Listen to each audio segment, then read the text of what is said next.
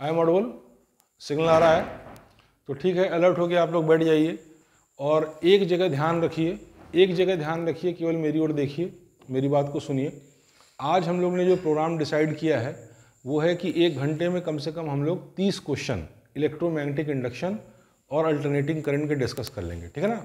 3 MCQ जो latest board pattern पे हैं वो हम लोग डिस्कस कर लेंगे इलेक्ट्रोमैग्नेटिक इंडक्शन और अल्टरनेटिंग करंट के, ठीक है बेटा। तो फटाफट आप क्वेश्चन पढ़िए और सुनिए और इसको हम लोग डिस्कस कर लेंगे और हर क्वेश्चन के साथ रिलेवेंट थ्योरी को भी डिस्कस कर लेंगे, ठीक है। और सिर्फ ओसवाल पे स्टिक कर रहे हैं हम लोग, ओसवाल से हम लोग करेंगे, ठीक है ना। और बाकी जितना हमने बताया उसको आप 4-5 बार रिवाइज कर लिए, बात हो जाएगी, ठीक है ना। चलिए क्वेश्चन पढ़िए। हाँ पहला, हाँ अच्छा देखिए, एक क्लोज सर्किट है, एक क्लोज सर्किट है, ठीक है ना। इधर देखिए, मैं हर क्वेश्चन के साथ मैं सारे कॉन्सेप्ट भी रिवाइज करूंगा, हर क्वेश्चन के साथ सारे कॉन्सेप्ट भी रिवाइज करूंगा, ठीक है ना। एक क्लोज सर्किट है, इसमें से अगर हम फ्लक्स चेंज करते हैं तो फ्लक्स चेंज करने से क्या होता है, क्या इंड्यूस होता है, क्या इंड्यूस होता है, EMF, करंट इंड्यूस होता है कि नहीं, करंट इंड्यूस होता है कि नहीं। तो सुनिए, करंट इंड्यूस नहीं होता है, EMF इंड्यूस होता है और उसकी वजह से करंट फ्लो करता है। बेसिक्स भी रिवाइज करते चलिए, सब बात मेरी वीडियो में सब मैं पहले बता चुका हूँ, ठीक है ना। हर क्वेश्चन के साथ बेसिक भी रिवाइज करूंगा।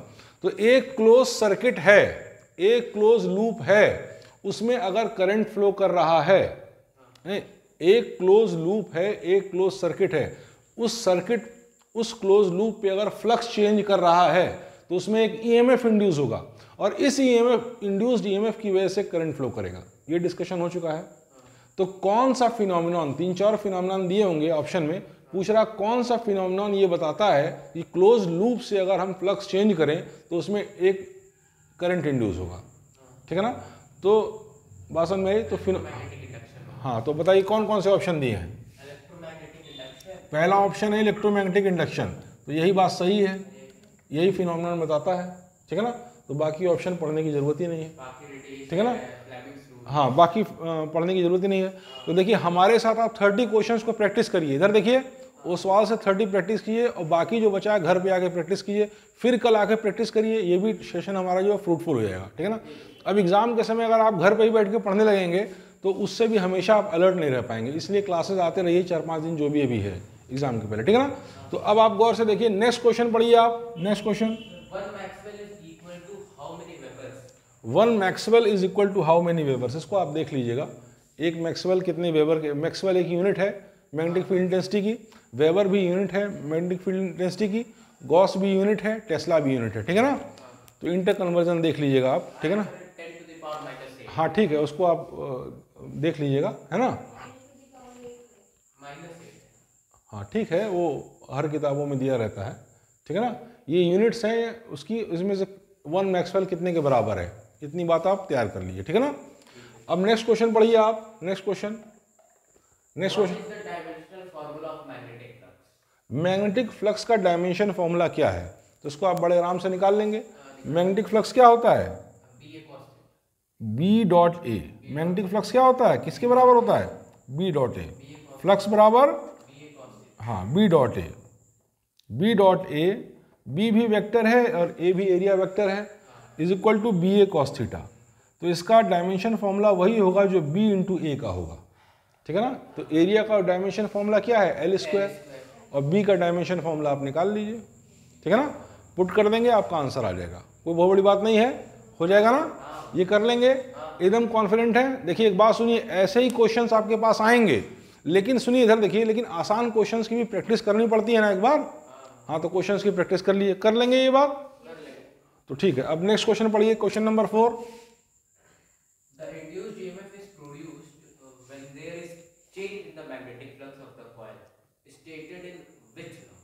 अच्छा, मैग्नेटिक फ्लक्स इज इंड्यूस्ड, क्या कहते हैं, इंड्यूस करंट इज इंड्यूस्ड, एक मिनट रुकिए, induced EMF is produced when magnetic flux with a coil changes, this is said in which law, किस लॉ में ये कहा गया है, बता दीजिए, बताइए किस में कहा गया है, Faraday's laws of electromagnetic induction में बात कही गई है। तो इसमें ऑप्शन देखना ही नहीं है। अरे ये फर्स्ट लॉ में, ये हाँ ये फर्स्ट लॉ में कि फ्लक्स के चेंज करने से ईएमएफ इंड्यूस होता है, ये फर्स्ट लॉ कहता है।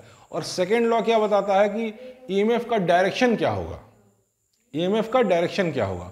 जैसे ईएमएफ इस तरह से इंड्यूस होगा कि जो बेसिक रीजन है ईएमएफ के इंड्यूस होने का उसको अपोज करे, लेंज लॉ, ठीक है ना।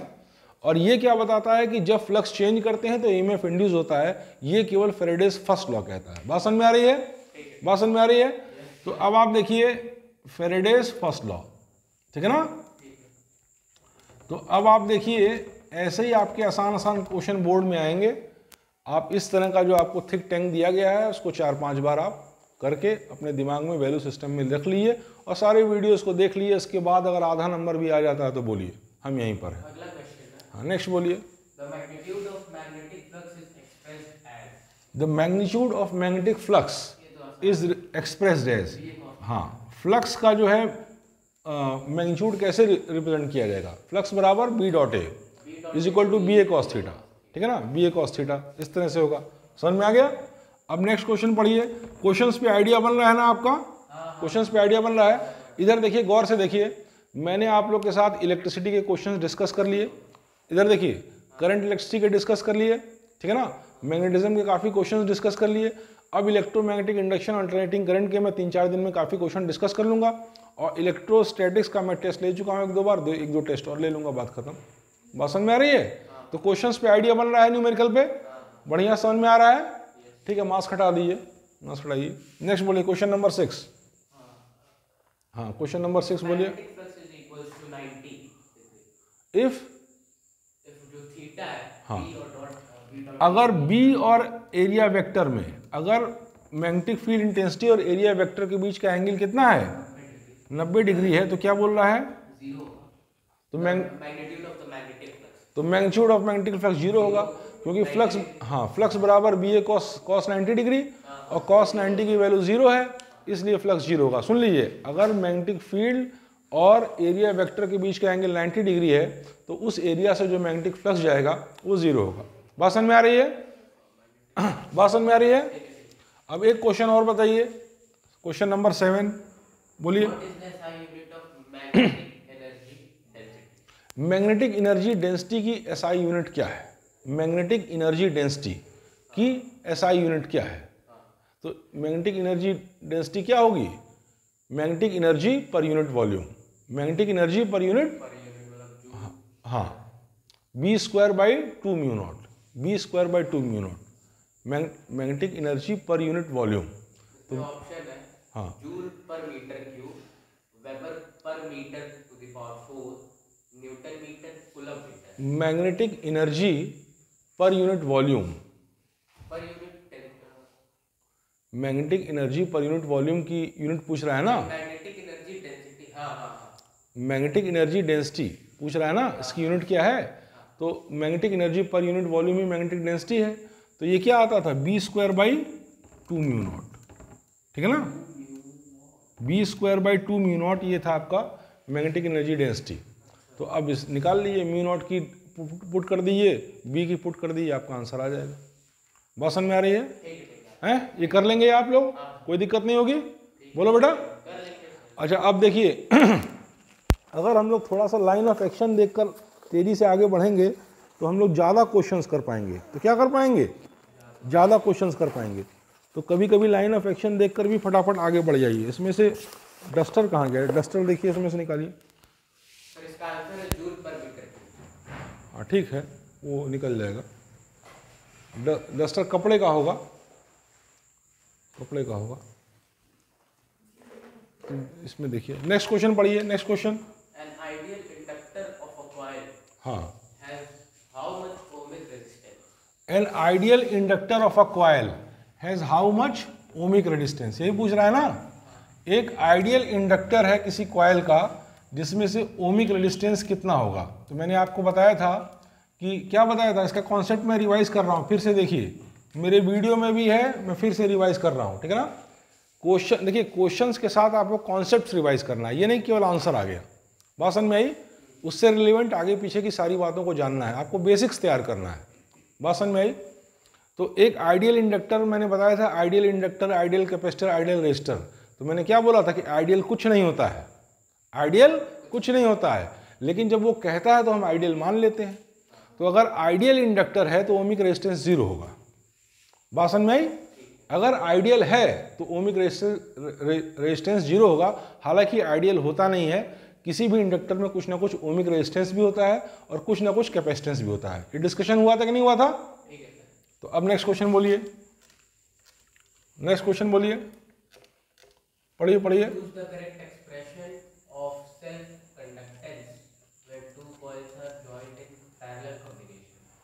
Choose the correct expression of self conductance when two coils are हाँ, joined in parallel combination. अगर दो कॉइल पैरेलल कॉम्बिनेशन में ज्वाइन किए जाते हैं। Question number 9। अगर दो कॉइल पैरेलल कॉम्बिनेशन में ज्वाइन किए जाते हैं तो सेल्फ इंडक्टेंस का क्या होता है? सेल्फ इंडक्टेंस क्या होता है? 1/L is equal to 1/L1 plus 1/L2, ये होता है ना। अगर पैरेलल, भाई इंडक्टेंस बेसिक्स रिवाइज कर रहे हैं, ध्यान से देखिए।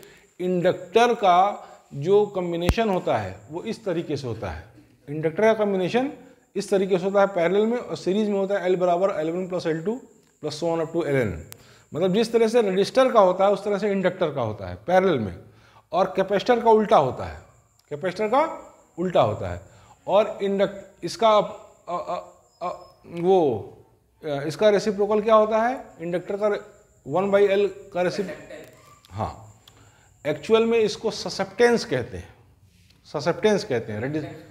हाँ, रेजिस्टेंस का जो इंडक्टिव कंडक्टेंस है उसको ससेप्टेंस कहते हैं। बात समझ में आ रही है? इंडक्टिव कंडक्टेंस को क्या कहते हैं? इंडक्टिव कंडक्टेंस को ससेप्टेंस कहते हैं, एक पर्टिकुलर टर्म है उसका। बात समझ में आई? वैसे कंडक्टेंस क्या होता है? Reciprocal of resistance. ये कंडक्टेंस, हाँ, ये कंडक्टेंस होता है। लेकिन जब इंडक्टर का केस होता है तो रेसिप्रोकल ऑफ ये हाँ, ससेप्टेंस कहते हैं।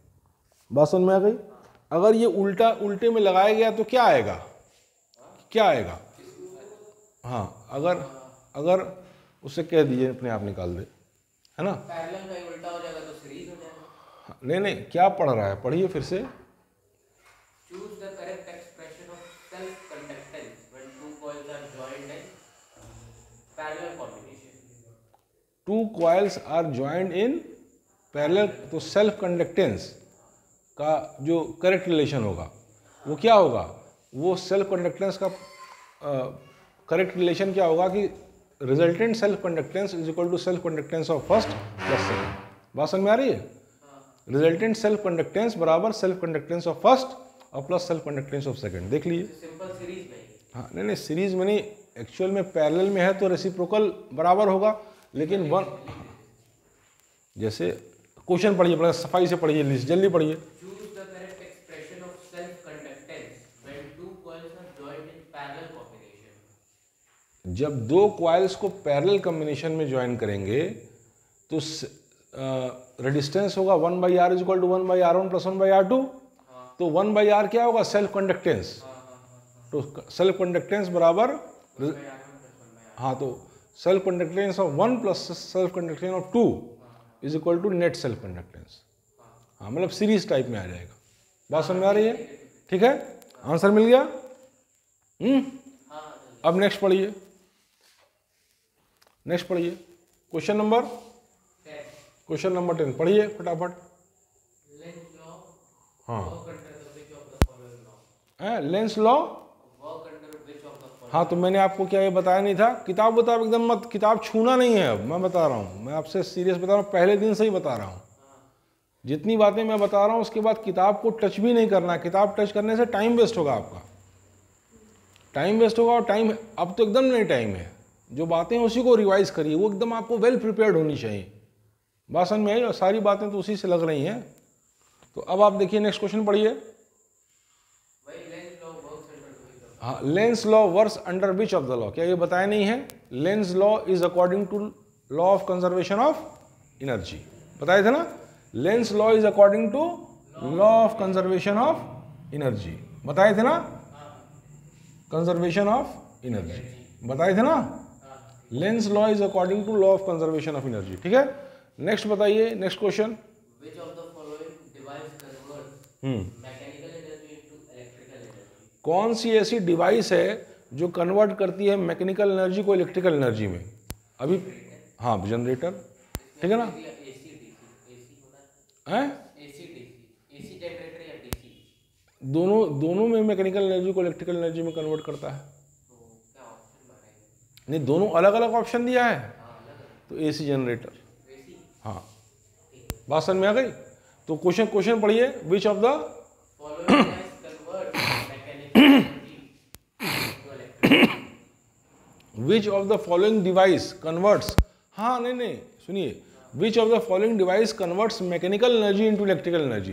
तो मैकेनिकल एनर्जी को इलेक्ट्रिकल एनर्जी में आपका कौन सा जनरेटर करता है? AC generator. मैकेनिकल एनर्जी को इलेक्ट्रिकल एनर्जी में एसी जनरेटर ही कन्वर्ट करता है, ठीक है ना।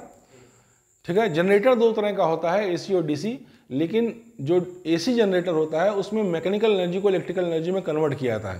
भाई कॉइल को घुमाते हैं और अगल बगल मैग्नेटिक फील्ड लगी होती है, ईएमएफ चेंज होता है कॉइल से, और ईएमएफ चेंज होता है, ईएमएफ कॉस फंक्शन क्या कहते हैं, फ्लक्स चेंज होता है कॉइल से, फ्लक्स कॉस फंक्शन के अनुसार चेंज होता है, और ईएमएफ जो है साइन फंक्शन के अनुसार चेंज होता है। बात समझ में आ रही है? तो अल्टरनेटिंग ईएमएफ होता है। तो एसी जनरेटर में क्या करते हैं कि मैकेनिकल एनर्जी को इलेक्ट्रिकल एनर्जी में कन्वर्ट करते हैं। बात समझ में आ रही है? ठीक है, नेक्स्ट बताइए। इस सारी बार बताई जा चुकी है, सब बताया जा चुका है ना, सब कुछ मेरे वीडियो में है। सुन लीजिए, मेरे वीडियो ज़रा 50-55 हैं, और 50-55 वीडियो को खूब शांत दिमाग से आपने क्लास में एक बार पढ़ लिया है, वीडियो बना है, आपने काफ़ी वीडियो देखे भी होंगे क्लास के अलावा भी। शांत दिमाग से कान में लीड लगा लीजिए, कॉपी पेंसिल ले लीजिए, ऐसे वीडियो पे बोल दूं जिससे हर लोग समझ जाए, कॉपी पेंसिल ले लीजिए और फटाफट उसको सुनते जाइए। 10 मिनट तक सुनिए, और 10 मिनट में जो मेन बात है वो चाहिए तो उस पर नोट कर लीजिए, ठीक है ना, रिवाइज कर लीजिए। बात समझ में आ रही है? मैंने वेल एक्सप्लेन करके बताया है ये सब सारी बातें, और मैंने पूरा कवर किया, कुछ भी नहीं छोड़ा है, ठीक है ना। तो नेक्स्ट चलिए 11 क्वेश्चन बोलिए। 11 क्वेश्चन एसी, अच्छा देखिए नेक्स्ट को, इसके पहले क्या था कि विच of the following device converts mechanical energy into electrical energy, तो एसी जनरेटर है, ठीक है ना, एसी करता है। दूसरा 11th क्वेश्चन नंबर 11 क्या है? एसी जनरेटर किस प्रिंसिपल पे काम करता है? एसी जनरेटर किस प्रिंसिपल पे काम करता है? क्या मैंने बताया नहीं है? Rotational periodic EMI. किस पे काम करता है? Periodic EMI. तो और उसी तरह से कोई और बात होगी। हाँ, ईएमआई तो ईएमआई पे तो काम करता ही है। पीरियोडिक ईएमआई तो ईएमआई का ही एक रूप है ना। AC generator works on which of the principle, तो प्रिंसिपल ऑफ इलेक्ट्रोमैग्नेटिक इंडक्शन, और उसमें भी मैं स्पेसिफाई करके बोल रहा हूँ कि पीरियोडिक ईएमआई। ईएमआई कई तरह की होती है ना, static EMI, motional EMI, periodic EMI. इस केस में पीरियोडिक ईएमआई में काम करता है, लेकिन अगर ऑप्शन में केवल ईएमआई दिया है तो ईएमआई पे टिक मार दीजिए बस। हाँ, ये एटॉमिक मैग्नेटिज्म में मैंने बताया बोर्स मैग्नेट्रॉन। बोर्स मैग्नेट्रॉन क्या है? Magnetic dipole moment of an electron in the first Bohr orbit.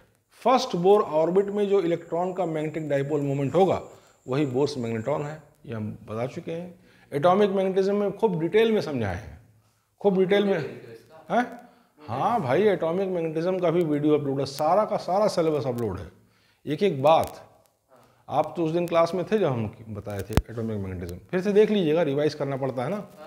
पढ़ने से नहीं होता कि एक बार आप केवल पढ़ लिए, आपको 3-4 बार उसको रिपीट मारना पड़ता है, ठीक है ना, तब वो बन रहा है ना। चलिए नेक्स्ट बोलो बेटा।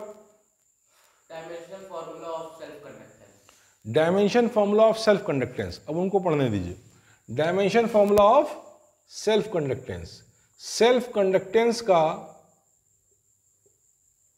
डायमेंशन फॉर्मूला बताना है, ठीक है ना। सेल्फ कंडक्टेंस का डायमेंशन फॉर्मूला, रेजिस्टेंस का उल्टा क्या है? कंडक्टेंस, ठीक है ना, और रेजिस्टिविटी का उल्टा क्या है? कंडक्टिविटी। सेल्फ कंडक्टेंस का डायमेंशन फॉर्मूला आपको बताना है। तो ठीक है 1/r का बता दीजिए ओम इनवर्स। ओम इनवर्स ये तो क्लास 9 10 नहीं बताता है, क्लास 9 10 नहीं बताता है ना, बोलिए। तो सारे सवाल लग रहे हैं कि नहीं लग रहे हैं आपके? और सुनिए एक बात मैं तुरंत अभी इसी से मैं डिक्लेयर कर रहा हूँ, ये ड्यूटी आपकी है, मैं ग्रुप पे डाल दीजिएगा कि कल हमारा जो टेस्ट होगा वो किसका टेस्ट होगा? कल 1 आवर टेस्ट होगा और 1 आवर मैं क्वेश्चन डिस्कस करूँगा। 1 आवर टेस्ट होगा और 1 आवर क्वेश्चन डिस्कस करूँगा। और इस 1 आवर टेस्ट में किस चीज़ का टेस्ट होगा बताइए? हाँ 1 आवर टेस्ट होगा और 1 आवर क्वेश्चन डिस्कस करूँगा, ठीक है ना। तो 1 आवर टेस्ट आपका होगा इलेक्ट्रोमैग्नेटिक इंडक्शन का, इलेक्ट्रोमैग्नेटिक इंडक्शन का कंप्लीट। इलेक्ट्रोमैग्नेटिक इंडक्शन में केवल क्वेश्चन नहीं, मैं ओरल भी पूछूंगा, ओरल भी पूरा पूरा पूछूंगा। लेंस लॉ क्या है, तो वो क्या है, तो ये क्या है, इस केस में क्या है, उस केस में क्या है, फॉर्मूला। कंप्लीट EMI आपको पढ़ के आना है, कंप्लीट EMI का टेस्ट देना है आपको 100% विद वीडियो, ठीक है ना, with video, with Oswal, with pre board जो आपके स्कूलों के हैं, ये सब तैयार करके आना है। और हम अपने मन से भी क्वेश्चन पूछेंगे, पूरे बेसिक्स तैयार करके आना। और देखिए, और 1 आवर क्या होगा कल? 1 आवर क्या होगा? अल्टरनेटिंग करंट का हम आपको कम से कम 25-30 सवाल डिस्कस करेंगे, अल्टरनेटिंग करंट के 20-25 सवाल डिस्कस करेंगे और 1 आवर में इसका टेस्ट लेंगे। तो क्वेश्चन डिस्कस करेंगे 1 घंटे हम अल्टरनेटिंग करंट का। तो आप एक काम करिएगा कि अल्टरनेटिंग करंट का भी अगर संभव हो तो 3-4 वीडियो है, पढ़े पहले से हैं ही, उनको रिवाइज करके आइएगा, उनको फिर से रिवाइज करके आइएगा। बात समझ में आई? उसका रिवीजन मार के आइएगा, ठीक है ना, जिससे क्वेश्चन डिस्कस करने में भी आपको आसानी हो, ठीक है। अब नेक्स्ट क्वेश्चन पढ़िए।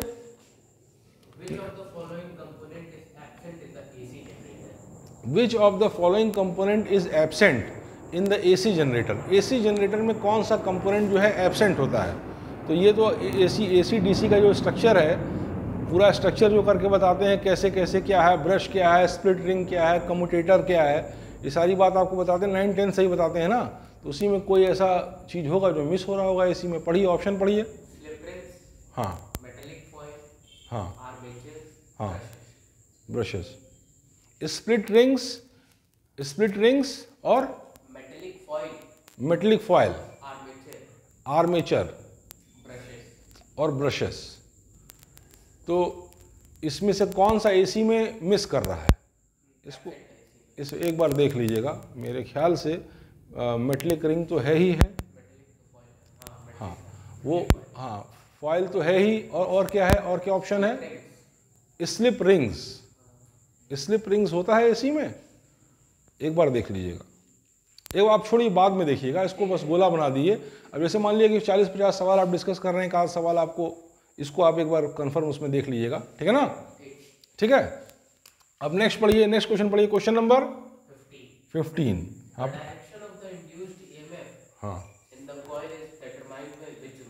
Direction of the induced EMF in a coil is determined by which of the rule? तो ऑप्शन देखना नहीं है, Lenz law, direction of induced EMF Lenz law बताता है ना, कि लेंस लॉ क्या कहता है कि induced EMF is such that it opposes the basic reason of its production. जो बेसिक रीजन है EMF के प्रोड्यूस होने का वो क्या है? Change in flux. तो चेंज इन फ्लक्स को कैसे अरेस्ट किया जाए, क्या किया जाए कि चेंज इन फ्लक्स ना हो, उस हिसाब से EMF इंड्यूस होता है उसी डायरेक्शन में। सब डिस्कस कर क्या नहीं, लेंस लॉ को फ्लेमिंग लेफ्ट हैंड रूल नहीं कहते हैं। लेंस लॉ तो ये बताता है कि इंड्यूस्ड EMF का डायरेक्शन क्या होगा। हाँ सुन, क्वेश्चन पढ़िए।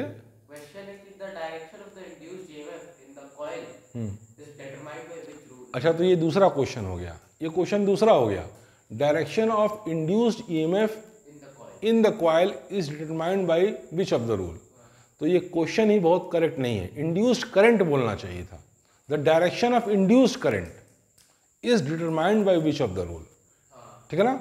देखिए, डायरेक्शन ऑफ इंड्यूस्ड EMF या इंड्यूस्ड EMF कैसा होगा ये तो लेंस लॉ बताता है। इंड्यूस्ड EMF इस प्रकार का होगा जो बेसिक रीजन जिसकी वजह से वो प्रोड्यूस हो रहा है, बेसिक रीजन क्या है? चेंज इन फ्लक्स, उसको अपोज करता हुआ इंड्यूस्ड EMF होगा। लेकिन डायरेक्शन ऑफ इंड्यूस्ड करंट कैसे डिटरमाइन होता है? फ्लेमिंग राइट हैंड रूल, बात समझ में आई?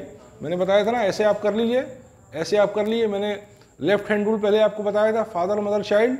तो इसमें फादर जो होगा मदर मैग्नेटिक फील्ड, और चाइल्ड मतलब करंट, इंड्यूस करंट इधर से होगी। बात समझ में आ रही है? इंड्यूस करंट का डायरेक्शन क्या होगा? इधर से होगा। फ्लेमिंग राइट हैंड रूल से डिसाइड होता है। बात समझ में आई? ये सारे डिस्कशन कर चुके हैं। तो आप ये बताइए, अब तक कोई भी ऐसी बात हुई जो कि मैंने ना पढ़ाई हो? जबकि मैं तो इससे ज़्यादा पढ़ा रहा हूँ। मैं जितना पढ़ा रहा हूँ उतने बेसिक्स के बाद तो आपके वो सब सवाल लगेंगे, अच्छे अच्छे सवाल लगेंगे, बहुत अच्छे अच्छे। इस तरह के सवालों का तो कोई मतलब ही नहीं है। ये सब सवाल तो आप केवल, आप हमसे न भी पढ़ते, आप मेरे पास न भी आते तो ये सब सवाल लगा लेते, थोड़ा मोड़ा करके, थोड़ा मोड़ा पलट उलट के इधर उधर से बोर्ड का लगा। लेकिन जितना हमने बताया वो मोर देन सफिशिएंट है। और मेरे बताने के बाद जब आप सवाल लगाएंगे तो हर बात को समझते हुए लगाएंगे। बात समझ में आ रही है ना मेरी? और वही ठीक रहता है। अच्छा, क्वेश्चन नंबर 16। अब रुक जाइए एक बार, थोड़ा सा कट कर दीजिए, आधा घंटा हो गया, फिर आधे घंटे बाद फिर आधा घंटा हो गया।